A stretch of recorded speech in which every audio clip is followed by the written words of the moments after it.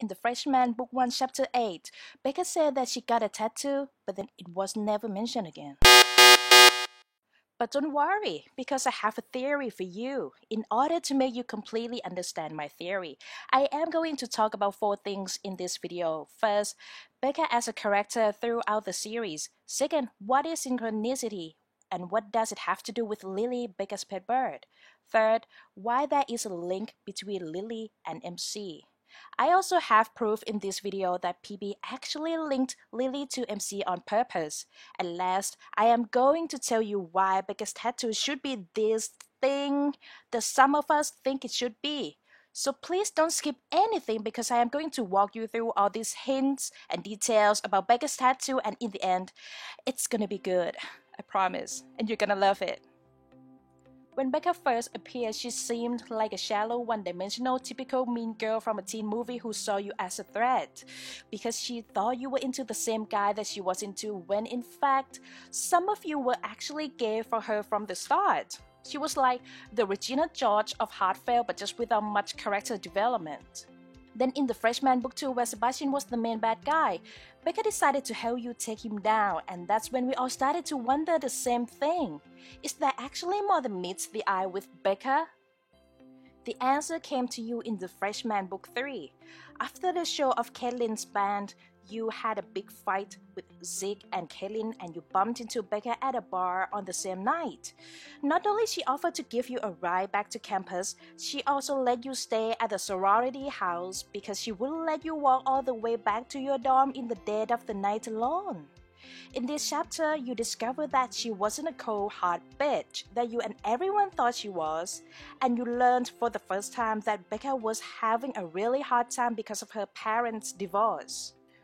Now that she chose to show her vulnerability, you began to see her character depth that she had been hiding behind her cold facade.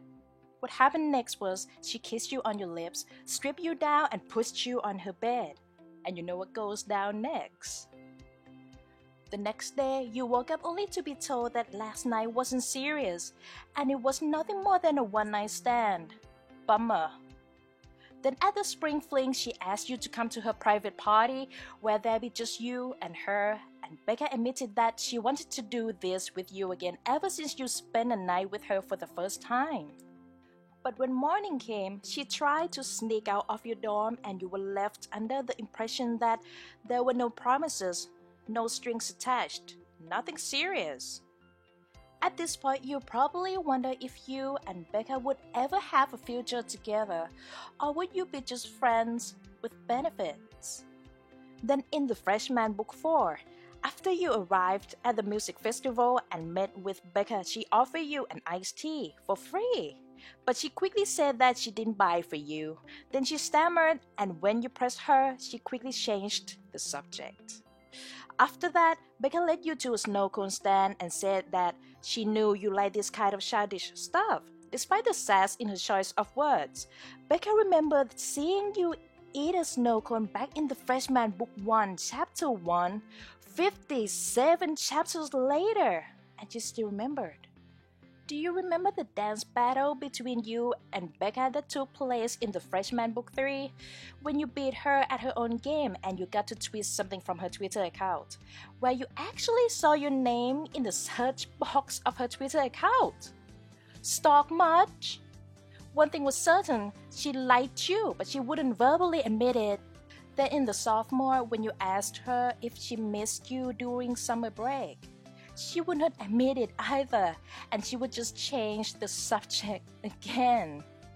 At one point, there seemed to be no real relationship progress or whatever, and there was just a lot of sneaking around with her, and Becca wouldn't admit that she liked you even though her actions said so.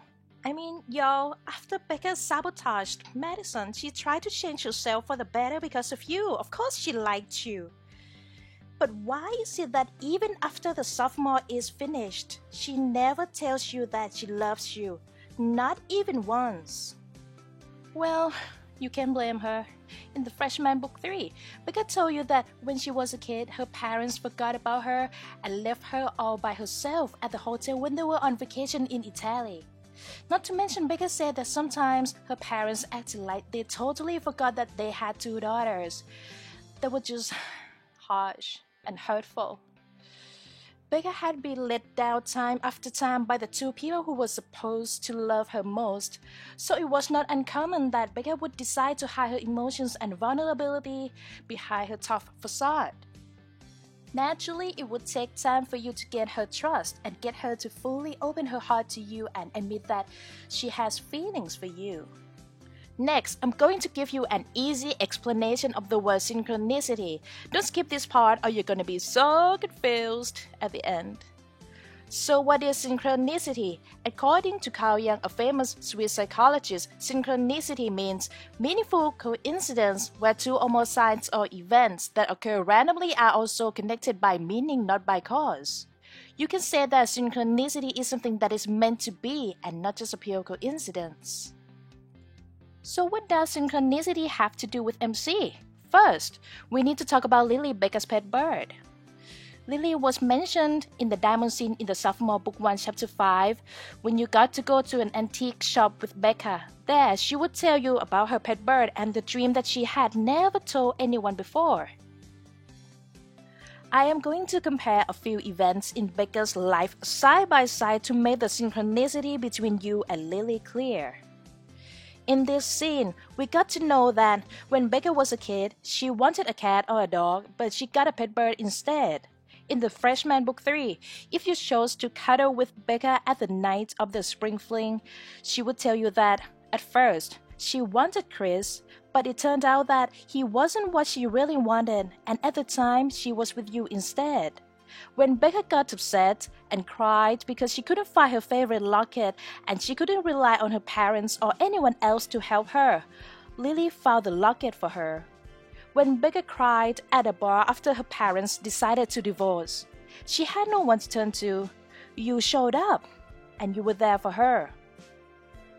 Lily, who was full of personality, funny, and cheerful, became her best friend, and she seemed to know when Becca needed cheering up.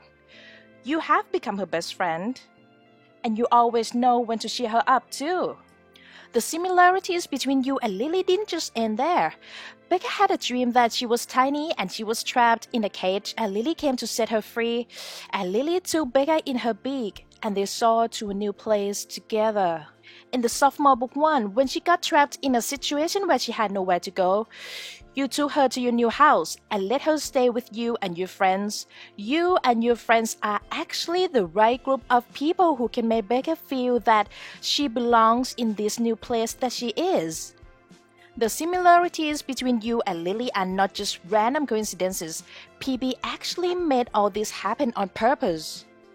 In August 2017, when the sophomore book 1 chapter 5 came out, I tweeted to PB and told them that the way they linked MC to Lily was clever and they liked my tweet. I think that's a confirmation that PB really created the connection between you and Lily on purpose. So what does all this have to do with Becca's tattoo?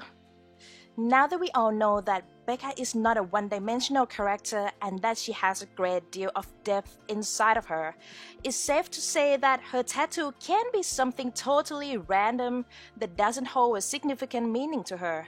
It is very likely that her tattoo is the tattoo of Lily, her bird, especially when you consider the synchronicity between Lily and you.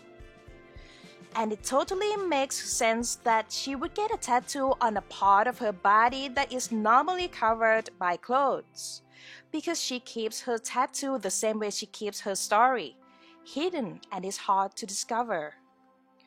If her tattoo was somewhere else that could be seen so easily, people would surely ask about the story behind it.